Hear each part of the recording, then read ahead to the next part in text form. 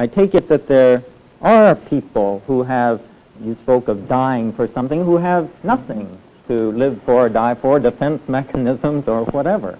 In fact, Professor Smith, I must say that there is a growing incidence of a feeling of total and ultimate meaninglessness of life, the lacking worthwhileness of one's life, the abysmal feeling of an inner void and emptiness.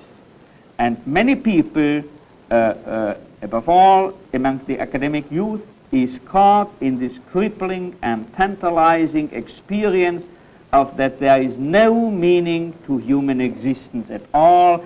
This emptiness, this boredom, this inner void, I've termed the existential vacuum, the frustration, that is to say, of that will to meaning of which I have started to speak.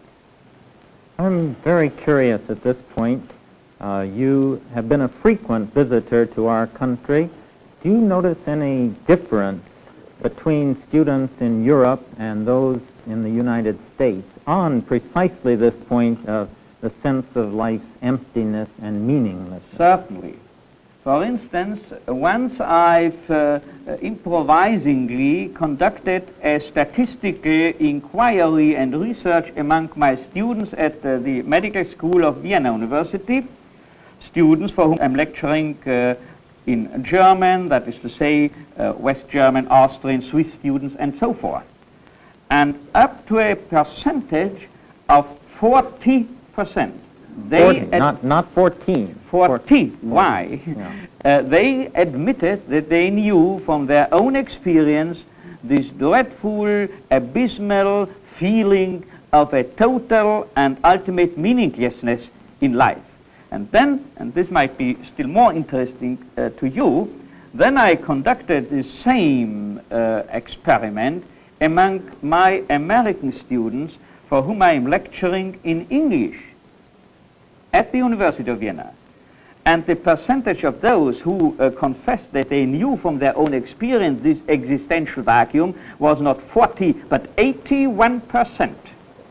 Well, now, of course, this immediately cries out for an explanation of why. Partially, this might be due, last but not least, to this entirely and thoroughly mechanistic approach, which is so prevalent and so predominant in your culture and in your way and manner of approaching students, of teaching. What I mean is that you youngsters are told and taught that in the final analysis man is nothing but the battleground of conflicting, of clashing claims of an ego and superego. Oh, in the final analysis, nothing but, I'm stressing, nothing but the outcome, the mere outcome of various conditioning processes, be it that we then have to deal with sociological conditions or with conditions of psychological or biological nature and origin. This might be one of the causes accountable for this present state of affairs. From the way you speak about that, it sounds, I gather, that you're totally opposed to this view. Is man then not caused? Is there no conditioning going on? As a clinician, you may be sure that I am fully aware of that man is also determined and conditioned. What I'm against, what I'm pleading against is solely pan-determinism, as I used to call it. That is to say, regarding man as fully conditioned and determined. And as in my other quality you ascribe to me, not as a professor in 2 disciplines, but as a survivor of 4 German concentration camps, I can tell you that surely man is subject to conditions. Man is not at all free from conditions. But man is always free to take a stand toward whatsoever conditions he might be confronted with.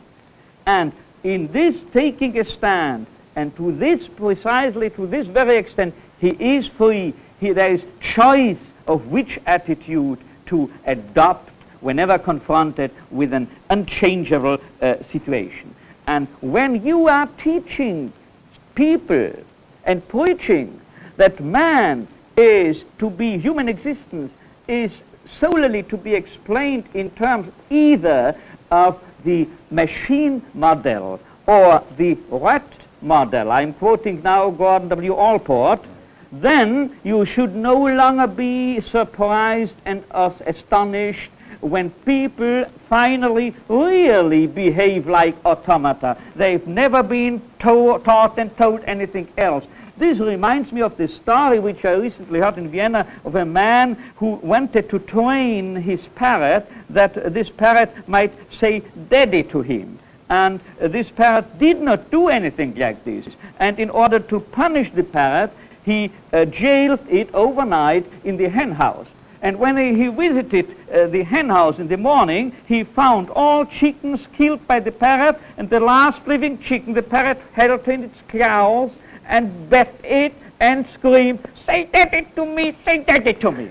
He just behaved as he had been taught and told by his owner.